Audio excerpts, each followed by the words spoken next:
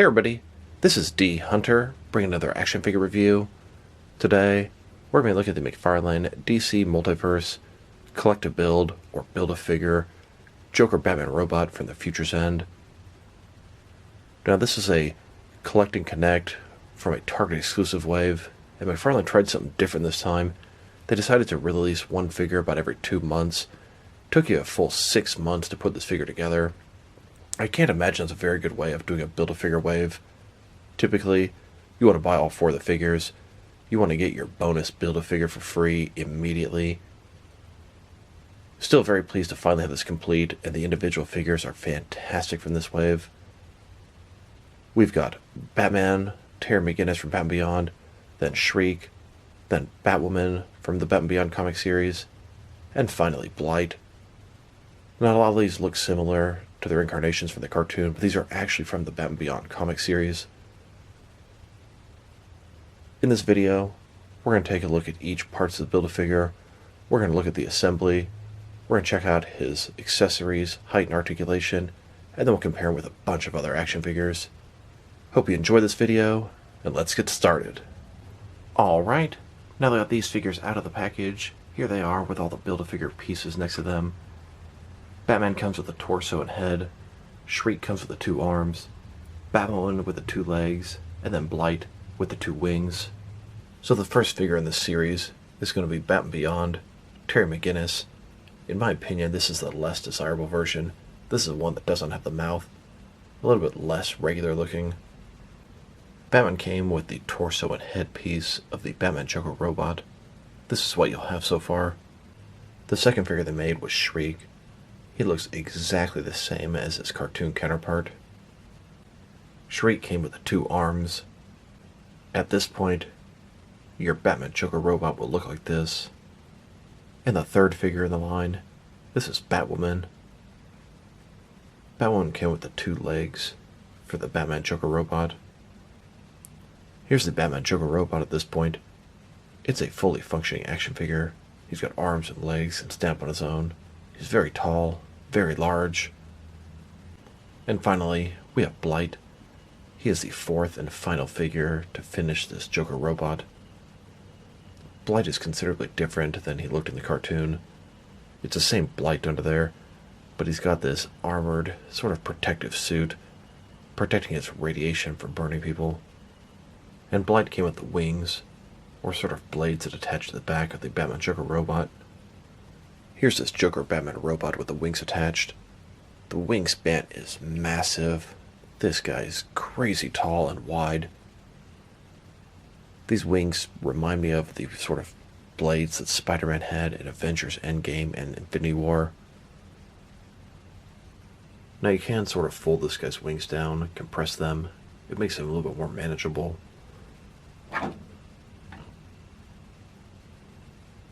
And now that we have this guy fully assembled, let's take a closer look at him. As you can see, here's his Batman head. Looks angry, looks kind of evil, red eyes, sort of metal looking cowl. Giant gun for an arm. This is going to be a single jointed arm. His suit looks pretty interesting. Got a Batman symbol here, an eye on the front. Looks like his other arm is going to be double jointed. He's got some blades for fins, claw-like hands, ton of different texturing. You see sort of wires or tubes going across him, sort of metallic, robotic looking, very appropriate. Looks like double ball jointed in the torso, double jointed knees. We have a ton of articulation on these wings. They can rotate around, stretch out, go forward and back. We'll check all that out in greater detail. Pretty cool looking figure. Personally, I'm probably going to use this as a robot that Joker has built or commissioned to help him take down Batman. And just a closer look at his face or head sculpt. This is the Batman head. But me personally, I am much more interested in using this with the Joker head. I plan to have this as a robot constructed by the Joker. It can look like the Joker.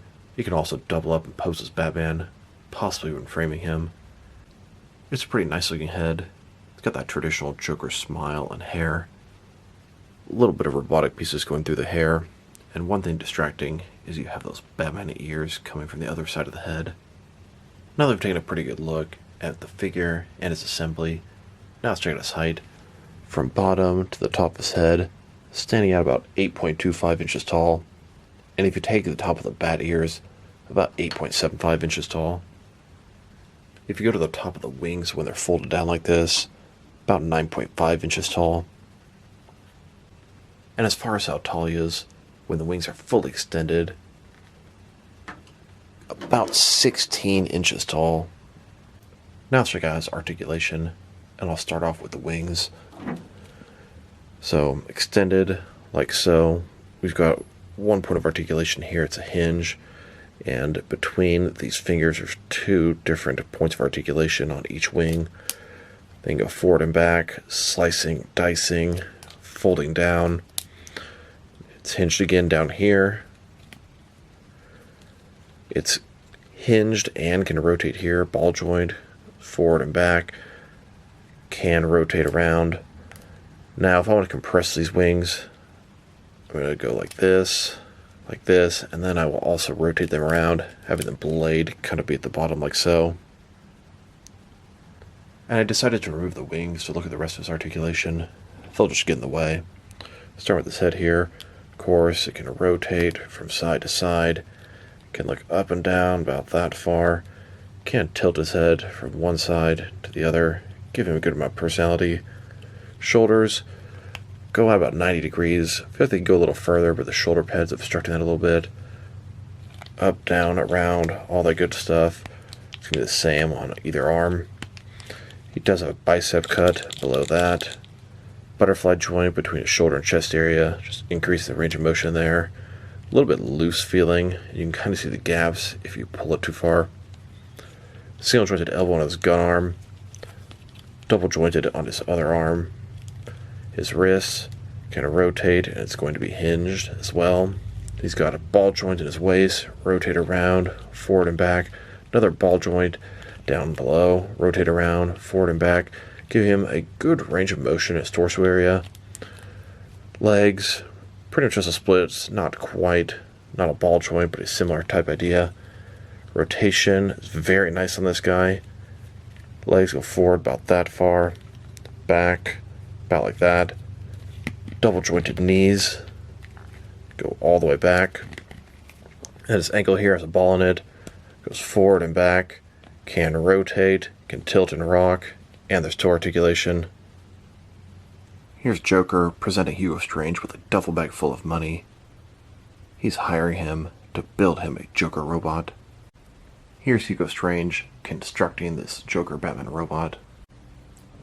And as Hugo Strange has finally finished the Joker Batman robot, Joker comes to collect his prize.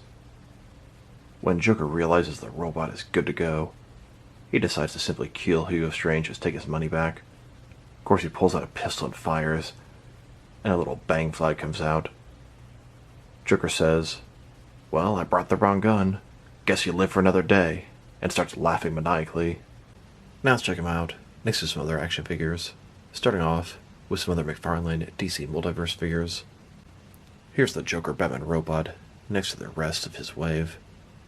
You buy all 4 of these figures, you get the Joker Batman robot for free. $100 for all 5 of these figures. That is not bad. Breaks it down to $20 a figure. And the Joker robot is quite large for that price. Here are all the Batman Beyond rogues McFarlane has made so far. We have Shriek, the Joker Batman robot, Ink as Batman, and Blight. I sure hope they give us some more Batman Beyond rogues, and a proper Ink. Here are all the different Batman Beyond figures McFarlane has made so far in their multiverse line. Now there's absolutely nothing else currently rumored for Batman Beyond, although I'd be surprised if we don't get a regular non-Build-A-Figure variant for Batwoman and Blight. Really hope they give us some more rogues though. Here's this robot, next to all the different Joker figures McFarlane has made so far. I'm definitely looking forward to the upcoming 3 Jokers. And here, next to a couple of Harley Quinn figures. Here's the Joker Batman robot, next to all the other Build-A-Figures McFarlane has made. McFarlane started off by doing a Build-A-Batmobile, and that didn't go over well with the fans, so they quickly switched to Build-A-Figures, and I personally much prefer that. We've got Darkfather, King Shark, the Joker Robot, Bane, and Merciless. And then, next to all the mega figs McFarlane has made, a mega fig is an oversized figure, sometimes it's a Build-A-Figure, sold separately, complete for $40. It's not as good a value as buying the whole Build-A-Figure wave, but that all depends if you need each figure in the wave or not. And here, next to several different Bruce Wayne as Batman figures. Now let's check them out, next to some other recently released McFarlane DC Multiverse figures. Here he is, next to the Hazmat Batman. And here, next to the silver variant of the Curse of the White Knight Azrael and Batman armor, and the energized variant of the Superman in the Unchained armor. Then, with the Curse of the White Knight 2-pack, containing Azrael in his Batman armor, and Batman. And here he is, next to the most recent wave of McFarlane DC Multiverse figures. McFarlane doesn't really drop traditional waves, but these 4 figures were found together at a display at Target. Here's this Joker Batman robot, next to another Joker robot. This is a custom I made of Captain Clown for Batman the Animated Series. And here's the Batman Joker robot, next to a robotic Batman. This is a DC Direct Hard Act Batman from Batman the Animated Series. Here's this Joker Batman robot, next to a couple of Batman the Man Who Laughs figures. They're both sort of a Batman Joker hybrid of sorts. Now let's check them out, next to some action figures from different various companies, to see how he fits in both scale and style-wise, in case you want to know which lines you can mix him with. Since he's a McFarlane figure, they're typically the 7-inch scale. I'm going to start off my comparisons with some of the larger action figure lines I collect, and work my way smaller, and I'm going to include as many Joker figures as I can during these comparisons. Since we've already checked him out, next to McFarlane Joker figures, here he is with some other McFarlane figures. In front of you are 5 different action figure lines, all from McFarlane toys, all 7-inch scale.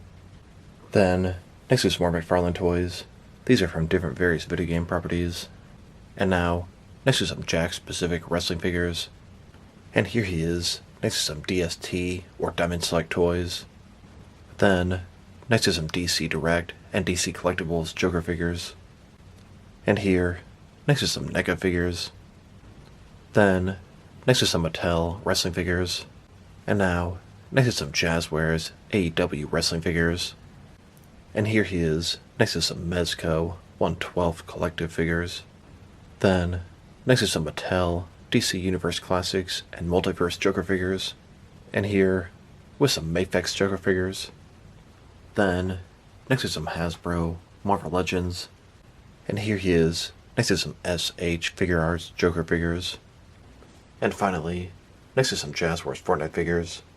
So overall, it's a pretty cool figure, but I'm definitely going to put him into the not necessary category. There are a lot of other Batman Beyond figures they could have made for this collecting act, but I do realize they're using the comic series, not the cartoon, for inspiration. The figure is very well done for what it is, but frankly, I don't really care about the Joker Batman robot very much. In my action figure world, it's simply going to be a robot constructed by the Joker, used to fight Batman or possibly frame Batman. It's cool for what it is, but I definitely could have lived without it. The guy's accessories are non-existent. His articulation is pretty good. The sculpt and paint job are absolutely fantastic. His wings, the closely to an accessory, are really impressive. How big they are. They're articulated.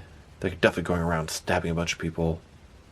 If I were to rate this guy, I'm going to give him a 6.5 out of 10. The actual figure is very nice, but I'm not going to get that much use out of this guy. So this is D Hunter. Thank you guys for watching this video. If you liked the video, press like below.